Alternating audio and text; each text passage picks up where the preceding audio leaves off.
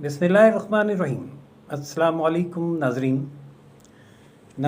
जमात इस्लामी का धरना जो आज 5वें रोज़ में दाखिल हो चुका है और रावलपिंडी में लियाकत बाग के बाहर रोड पर जारी है।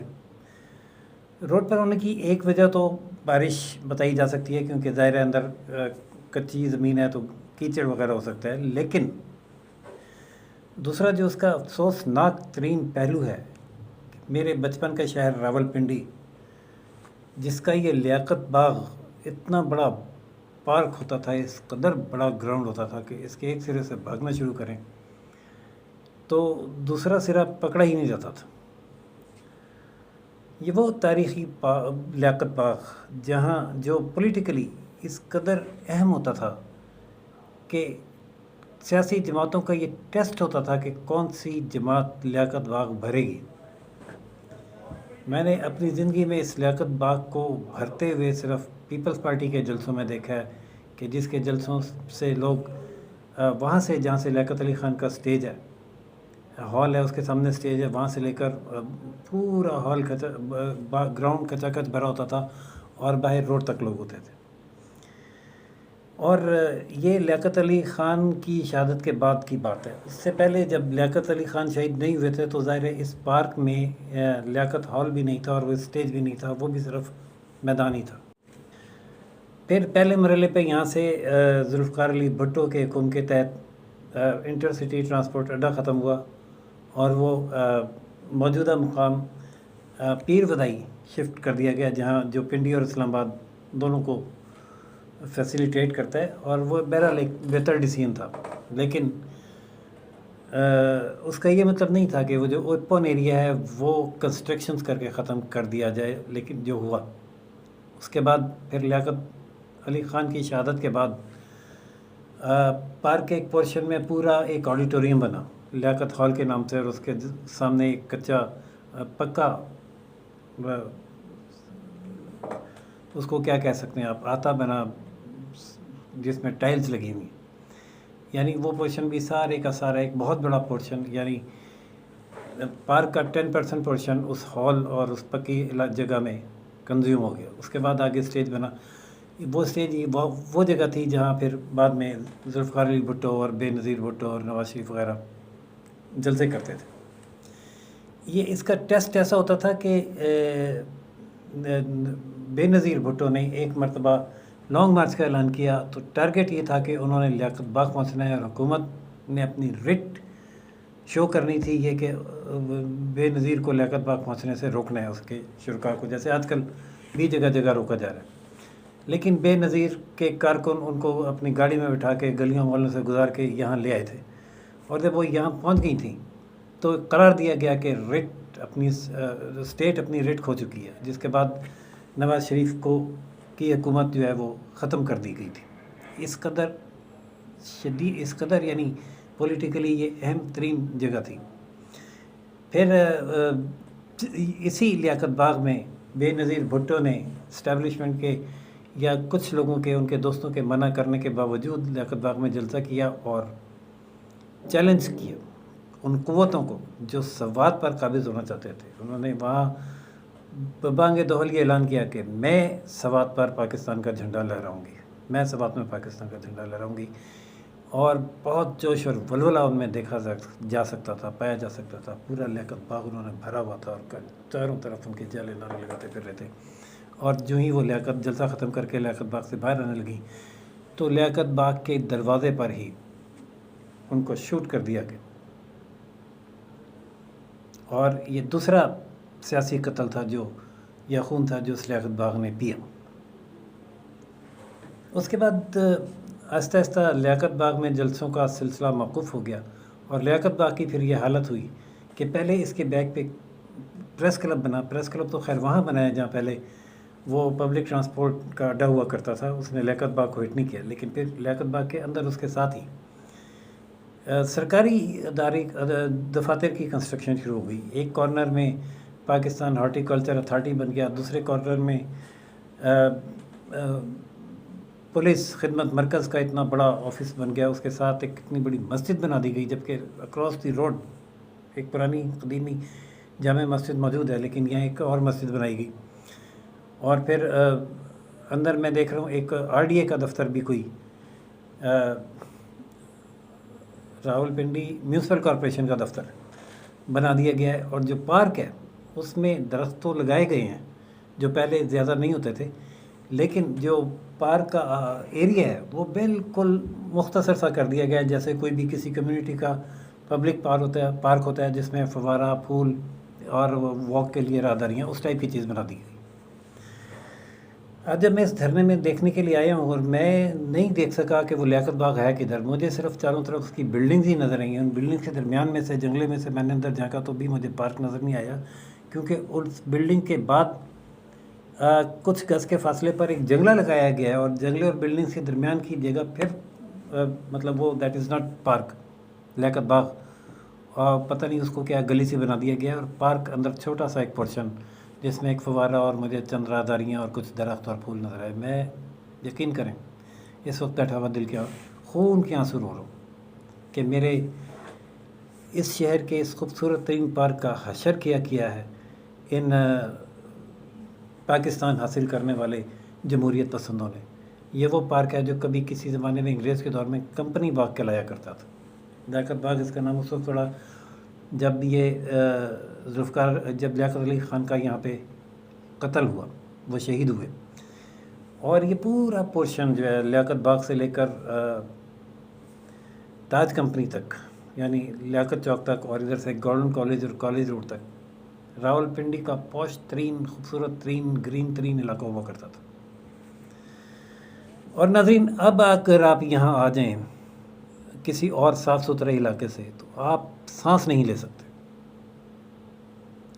کنجسشن، کنسٹرکشن، نالیوں میں گندگی کا یہ عالم ہے کہ یہاں کا جو پانی کی سپلائی کا پائپ ہے، باہر جو پریس کلب کا سویپر ہے وہ شور مچا رہا تھا کہ پانی نہیں ہے. میں نے وہاں یہاں جو کی ایڈمنسٹریشن نے ان سے پوچھا پانی کیوں نہیں ہے، انہوں نے کہا جی وہ کمشنر کو کہنا پڑتا ہے، وہ ٹینکر لا کے ڈالتا ہے. میں نے کہا یہاں سپلائی کا پانی نہیں آتا. بتایا گیا کہ وہ سپلائی کا جو پانی آتا ہے پائپ لائن وہ بلاک ہے. اور یہ صرف پریس کلب کی بلاک نہیں ہے، اس کے ارد گرد کے سارے علاقوں کا یہی حال ہے، گندگی کی وجہ سے ہٹی پڑی.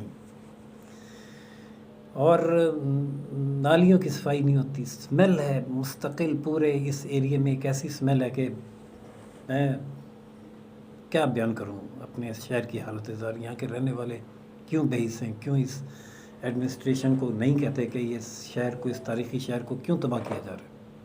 یہ وہ شہر ہے جس کی دفاعی اہمیت بھی ہے. اس سے یہاں سے صرف 10 منٹ کی ڈرائیو پر GHQ ہے، لیکن وہ والا پورشن جو ہی ریلوے لائن سے اس طرف آپ چلے جائیں تو پھر وہ کینٹونمنٹ ہے. اور یہی دو قومی نظریہ. کینٹونمنٹ کو آپ گرین بھی دیکھیں گے، صاف بھی دیکھیں گے، اور پوش بھی دیکھیں گے. اور تو یہ جو تھوڑا سا اور آگے جائیں وہاں پہ جو یہ عمار چوک ہے، اور وہاں سے لے کر کچہری چوک تک کا جو پورشن ہے لگتا ہے یورپ میں گھوم رہے ہیں. یا تو سارے وسائل اس طرف منتقل ہو گئے ہیں اور وہ وہاں صرف ہو رہے ہیں، یا جو سویلینز ہیں ان میں یہ شعور ہی نہیں ہے کہ انہوں نے بھی خود کو اور اپنے علاقے کو بنانا، سنوارنا، صاف ستھرا رکھنا ہے. بات نکلی تھی دھرنے سے، پہنچ گئی لیاقت باغ پہ. تو چلیں ناظرین آگے چلتے ہیں دھرنے کی طرف. کہ اس دھرنے کا اعلان کیا تھا جماعت اسلامی نے، اور ساتھ PTI نے ان کے ساتھ شامل ہو کر اس کو بھرپور احتجاج میں بدلنے کا بھی اعلان کیا تھا. لیکن کمشنر نے انہیں جلوس نکالنے اور جلسے میں آنے کی یا جلسہ کرنے کی اجازت نہیں دی، جس پر وہ ہائی کورٹ گئے. اور جسٹس سمن رفت نے سماعت کی کہ اجازت کیوں نہیں دی جا رہی. اور پھر جب یہ بتایا گیا کہ 2 جماعتیں اکٹھی ہوں گی تو کلیش ہوگا، مینیج کرنا مشکل ہو جائے گا، تو انہوں نے کہا کہ چلیں آج جماعت اسلامی کا ہے تو منڈے کو ان کو یہاں اجازت دے دیتے ہیں. تو کوشش کرتی ہے، لیکن اس نے بڑی شرافت کے ساتھ اپنا احتجاج اور دھرنا ملتوی کرنے کا اعلان کر دیا ہے، کہہ کر کے جو ہائی کورٹ نے پیر کو اجازت کا دیا ہے، ہم ہائی کورٹ کے فیصلے کا انتظار کریں گے. حیرت تو بڑی ہوئی اور ایک غیر محسوس خوشی بھی کہ PTI اب قانون کی پابندی کرنے لگی ہے. لیکن پتہ یہ چلا کہ وہ جو فیصلہ جسٹس رفت سمن نے محفوظ کیا تھا وہ محفوظ ہی رہ گیا اور پی ٹی آئی کو چسکنے بھی نہیں دیا گیا، جبکہ دوسری جانب جماعت اسلامی کے اس دھرنے کو جو چند درجن کہہ سکتے ہیں یا چند سو کہہ لیں افراد پر مشتمل ہوتا ہے، مکمل فیسیلیٹیٹ کیا جا رہا ہے۔ دفعہ 144 نافذ تھی جو خاموشی سے ختم ہو گئی، اور اب راول پنڈی ایڈمنسٹریشن کی جانب سے ان کو باقاعدہ پانی بھی فراہم کیا جا رہا ہے، ان کو صفائی کا عملہ بھی فراہم کیا گیا ہے جو روزانہ صبح یہاں صفائی کرتا ہے۔ پانی اس انداز میں دیا جاتا ہے، ٹینکر آ کے لگ جاتا ہے، اور جو وضو کرنے کے لیے موٹا پائپ اور اس کے ارد نلکے لگے ہوتے ہیں وہ لگا کے دیے گئے ہیں، جہاں یہ سب لوگ وضو بھی کرتے ہیں، منہ ہاتھ بھی دھوتے ہیں، نمازیں بھی پڑھتے ہیں۔ اور بارش ہو جائے تو جو نواز شریف کی بنائی ہوئی میٹرو ہے اس کے نیچے بیٹھ کر یہ دھرنا دیتے ہیں نواز شریفی کے خلاف۔ تو لیکن اور پھر ساتھ شور مچاتے ہیں کہ ہمارے کارکنوں کو آنے نہیں دیا جا رہا، رکاوٹیں کھڑی ہیں، لاہور میں نہیں آنے دیا جا رہا ہے، کراچی میں نہیں آنے دیا جا رہا۔ لیکن ناظرین ایک سوال تو بہرحال یہاں بنتا ہے کہ وہ عوام جس کے بارے میں سوشل میڈیا پر اس قدر قیامت برپا ہے کہ بجلی مہنگی، اس میں کوئی شک نہیں مہنگی بھی ہے، مکان کے کرایوں سے زیادہ بل آ رہے ہیں، تنخواہوں سے زیادہ بل آ رہے ہیں، اور سوشل میڈیا کے مطابق خودکشیاں ہو رہی ہیں، لوگ قتل کر رہے ہیں۔ تو پھر ایک پارٹی نے جب کال دی ہے کہ آپ باہر نکلیں اس کے خلاف، تو حیرت یہ ہے اور سوچ ہر ایک کی زبان پہ سوال بھی یہی ہے کہ پھر لوگ آ کیوں نہیں رہے، نکل کیوں نہیں رہے؟ کیا انہیں پریشانی نہیں ہے؟ کیا ان کے پاس پیسے بہت ہیں، وہ تنخواہیں دے رہے ہیں؟ لیکن اس کی ایک تھیوری اور اینگل اور بھی ہے، وہ یہ ہے کہ لوگوں میں یہ شعور ہے، جیسا میں نے آپ کو بتایا کہ ایک پارٹی کو چسکنے بھی نہیں دیا گیا، دوسری کو فیسیلیٹیٹ کیا جا رہا ہے۔ تو ان کے پیچھے وہ کیا کہتے ہیں، سر آئینہ تیرا عکس ہے، پس آئینہ کوئی اور ہے، وہ جو کوئی اور ہے اس کے مقاصد بھی کوئی اور ہیں۔ وہ حکومت سے اپنا مقصد پورا کروانے کے بعد ان کو روانہ کر دے گی، اور عوام کے بجلی کے بل اور سارا مہنگائی مسئلے وہیں کے وہیں رہیں گے۔ تو عوام یہ قوت بھی فراہم نہیں کرنا چاہ رہے، اس قوت کو جو گورنمنٹس کو مینوپولیٹ کرتی ہے اور پریشرائز کرتی ہے اپنے ان پریشر گروپس کے ذریعے، جن میں Jamaat Islami, M Q M اور یہ ٹی ایل پی ٹائپ چیزیں نمایاں۔ یہ ایک تھیوری ہے، غلط بھی ہو سکتی ہے، لیکن پرسیپشن ہے اور بہت اسٹرانگ پرسیپشن ہے جو عوام میں پایا جاتا ہے۔ تو ناظرین یہ صورتحال صرف یہاں نہیں ہے، بلکہ لاہور میں، کراچی میں، بلوچستان میں بھی ہے، جہاں بلوچ نیشنل پارٹی نے جلسہ کرنے کی کوشش کی، تو وہاں کے لوگوں کے مقامی جو کابرین ہیں ان کے مطابق وہاں روکا گیا بلوچ نیشنلز کو، اور 100 سے زائد گرفتاریاں کی جا چکی ہیں اور جگہ جگہ رکاوٹیں کھڑی ہیں، جس پر سپریم کورٹ بار کے سابق صدر امان اللہ کنرانی نے ایک بہت بڑا تحریری بیان جاری کیا ہے، جس میں انہوں نے، میں مختصر بتاتا ہوں، کہ یہ کہا ہے کہ اظہار کو نہ روکیں، اظہار کو روکیں گے تو یہ لوگوں میں نفرت پیدا ہوگی، اور وہ ملک کی یعنی جو صوبے کی خود مختاری ہے اس سے خود ارادیت کی طرف جانے کی لوگ کوشش کر رہے ہیں، جو ملک کی سالمیت کے لیے خطرناک ہے۔ اس کو ماضی سے سبق سیکھتے ہوئے بصیرت کے ساتھ ہینڈل کیا جائے اور آزادی اظہار کو نہ روکا جائے، جلسے کرنے دیے جائیں۔ اسی حوالے سے جے یو آئی کے سینیٹر کامران مرتضیٰ نے سینٹ میں ایک تحریک التوا بھی جمع کروا دی ہے، اور اس میں بھی انہوں نے ملک میں امن و امان کی مجموعی صورتحال پر بحث کرنے اور جو آزادی اظہار کا معاملہ ہے، جلسے اور ریلیاں، ان کے راستے میں رکاوٹیں ڈالنے اور گرفتاریاں کرنے کو موضوع بناتے ہوئے کہا ہے کہ یہ ایک انتہائی اہمیت کا معاملہ ہے، جس پر قدغن عائد کرنا آئین کے اس آرٹیکل کی منافی ہے جو آزادی اظہار کی اجازت دیتا ہے، لہذا اس کو فوری تو کوئی اتنا مجھے اس کا فائدہ نظر نہیں آتا۔ لیکن یہ دھرنا کب تک چلے گا اور اس دھرنے کے نتائج کیا ہوں گے؟